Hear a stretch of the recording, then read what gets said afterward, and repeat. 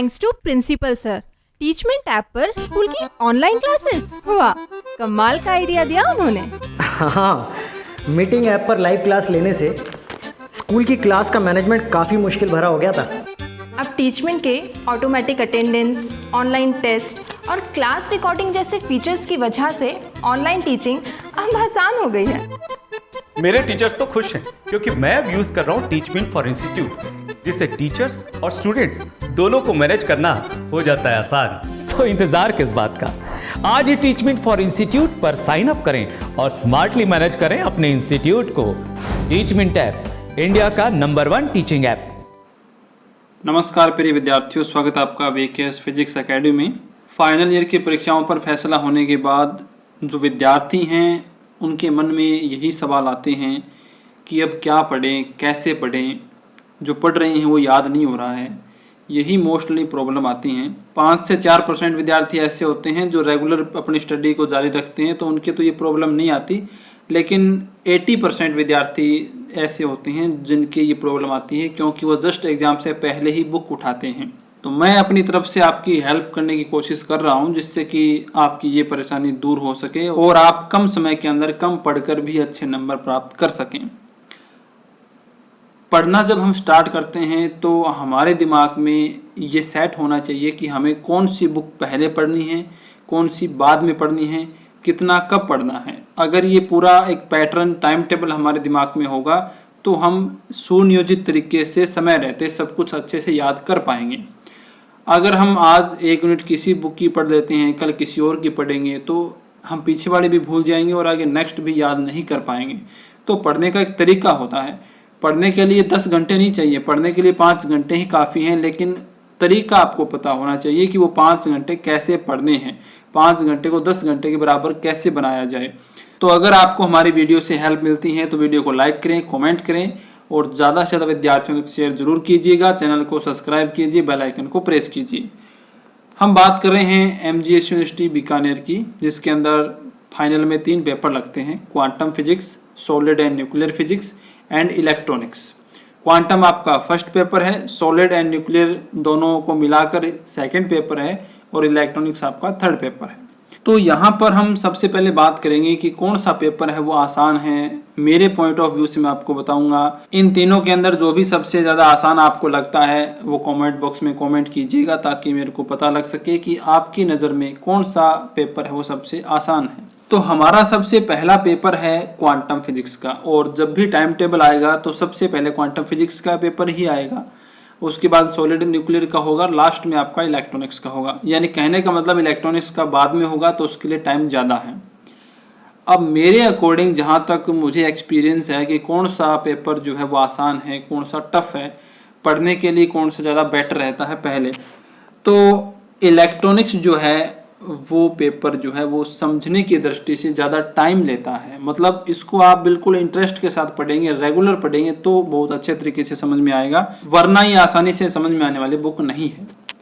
अब बात करें हम अगर सॉलिड एंड न्यूक्लियर की, तो न्यूक्लियर के अंदर तो नाभिक से रिलेटेड है, जो आप केमिस्ट्री के अंदर भी पढ़ते हैं, फिजिक्स में 12वीं क्लास में भी पढ़ लेते हैं।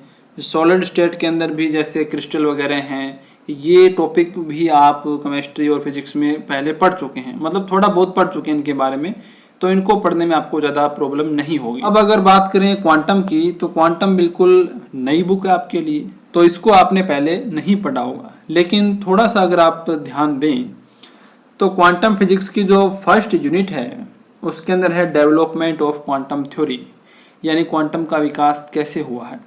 और इसमें सबसे पहले ब्लैक बॉडी रेडिएशन से रिलेटेड जो रिजल्ट हैं वो आते हैं, रेले जीन्स के रूल आते हैं, प्लांक का ऊर्जा विकिरण नियम आता है, काफ़ी सारे आते हैं, और ये आप सेकेंड ईयर में पढ़ चुके हैं। मतलब ब्लैक बॉडी वाला जो आपके थर्मोडायनेमिक्स में सबसे लास्ट यूनिट है 5 नंबर ब्लैक बॉडी रेडिएशन की। तो इन सब में आसान, सबसे आसान कौन सा हुआ? सबसे आसान हुआ सॉलिड एंड न्यूक्लियर, क्योंकि इसका बेस आपके पास है। तो सबसे पहले जैसे कि बोला जाता है, या हम अपने तरीके से भी, जो सबसे ज़्यादा टफ होता है उसको पहले पढ़ना चाहिए, उसी को पहले पढ़ना चाहिए, क्योंकि टफ सब्जेक्ट को टाइम ज़्यादा देना पड़ता है। तो अगर आप इसको लास्ट में पढ़ेंगे तो हो सकता है आपके दिमाग में ये ख्याल आने लग जाए कि अब तो परीक्षा का समय बहुत नज़दीक आ गया, और ऐसी कंडीशन में टेंशन भी हो जाती है, बाकी और भी सब्जेक्ट आपके पास होते हैं, तो इस टेंशन के अंदर हो सकता है आप इस पेपर को क्लियर नहीं कर पाएँ, मतलब समझ नहीं पाएँ। तो इस वजह से बिल्कुल फ्री माइंड हम इसको पढ़ें तो सबसे पहले पढ़ना ही इसको बेटर रहेगा। इसको अच्छे से क्लियर कर दीजिए। और वैसे तो सभी पेपर आसान ही हैं, अगर हम इनको बिल्कुल इंटरेस्ट से पढ़ें तो कोई भी टफ नहीं होता, क्योंकि जब तक हम इंटरेस्ट लगे पढ़ेंगे नहीं वो आसान बनेंगे कहाँ से। फिर भी मैंने मेरी तरफ से कोशिश करके आपको वीडियो लेक्चर दिए हैं, यूनिट वाइज मैंने आपको वीडियो अपलोड करके दे रखे हैं, नोट्स भी साथ साथ दे रखे हैं, ताकि आपको इतनी संतुष्टि हो जाए कि हाँ हम अच्छे से कर सकते हैं, याद कर सकते हैं, लिख सकते हैं, पढ़ सकते हैं। तो आपका जो थर्ड पेपर है इलेक्ट्रॉनिक्स, उसकी 2 यूनिट मैंने बिल्कुल नोट्स के साथ कंप्लीट अपलोडेड हैं, और एक आपकी 4th यूनिट जो है बीएससी थर्ड इलेक्ट्रॉनिक्स की आपकी एम्पलीफायर वाली, वो मैंने एक पार्ट उसका ऑलमोस्ट कंप्लीट कर दिया है। यानी हम आपके टाइम टेबल आने से पहले तक 3 यूनिट इसकी कंप्लीट कर देंगे बिल्कुल। तो इसके बारे में आप बिल्कुल निश्चिंत हो जाइए। तो आप सिर्फ वीडियो लेक्चर देखिए और जो टॉपिक आपको टफ लगे उसके नोट्स बना लीजिए, उसको ज़्यादा देख लीजिए। अच्छा, सॉलिड और न्यूक्लियर की अगर हम बात करें तो सॉलिड के अंदर मैंने जो फर्स्ट यूनिट आपकी वो बिल्कुल अपलोडेड है, काफ़ी पहले ही मैंने अपलोड कर दी थी। क्रिस्टलिया है, क्रिस्टलेट ठोस है, मिलर इंडिकेट्स हैं, ये सब हमने अपलोड कर रखे हैं। और न्यूक्लियर के अंदर आपकी जो एक्सीलेटर डिटेक्टर वाली यूनिट है वो मैंने कंप्लीट कर रखी है। उसके अलावा लिक्विड ड्रॉप मॉडल जो काफ़ी अच्छा कॉन्सेप्ट है, उसका बहुत इंपॉर्टेंट टॉपिक है, वो अपलोड कर रखा है। चतुर्ध्रुव आघूर्ण है, क्वाड्रेट पोल मोमेंट है, वो टॉपिक बहुत इंपॉर्टेंट है, वो मैंने अपलोड कर रखा है। यानी इनके अंदर मैंने जो इंपॉर्टेंट टॉपिक है वो अपलोड कर रखे हैं, और ये सारे प्लेलिस्ट में आपको मिल जाएंगे। आपको थोड़ा सा ढूंढना पड़ेगा क्योंकि बहुत ज़्यादा प्लेलिस्ट बनी हुई है। इसके बाद आता है क्वांटम फिजिक्स। तो क्वांटम फिजिक्स के अंदर 1 से लेके 3 यूनिट तक बिल्कुल आपके टॉपिक टू टॉपिक नोट्स के साथ अपलोड कर रखे हैं मैंने। तो 3 से ज़्यादा आपको वैसे पढ़नी नहीं है, लेकिन फिर भी अगर आप पढ़ना चाहते हैं तो 4 नंबर यूनिट भी आधे से ज़्यादा अपलोड है, उसके 2 ही टॉपिक बाकी हैं। तो यहाँ पर मेरी तरफ से मैंने आपको सभी पेपर हैं वो आसान करके दे रखे हैं। अब आपकी मर्जी है कि आप किसको किस तरीके से पढ़ते हैं, कितना लाभ ले सकते हैं। अगर आपको वीडियो अच्छी लगे, लेक्चर अच्छे लगे तो चैनल को सब्सक्राइब जरूर कर लीजिएगा, बेल आइकन को प्रेस कर लीजिएगा, और सभी विद्यार्थियों तक जो आपके आसपास में आपसे कनेक्टेड हैं उन तक शेयर जरूर कीजिए ताकि सभी को इसका फ़ायदा मिल सके।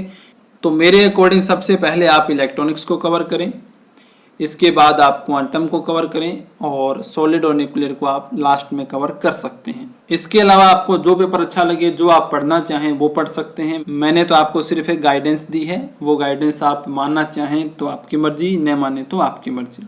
तो ऐसी ही वीडियो मैं आपके लिए लाता रहूँगा, मोस्ट इंपॉर्टेंट क्वेश्चन भी आपके लिए लाता रहूँगा। यूनिट वाइज हम क्वेश्चन वीडियो सीरीज भी लेके आएंगे जिसमें इंपॉर्टेंट टॉपिक और क्वेश्चन आपको कौन कौन से पढ़ने हैं वो भी आपको बताएंगे। उन सभी को पाने के लिए चैनल को सब्सक्राइब कर लीजिए, बेल आइकन को प्रेस कर लीजिए। धन्यवाद।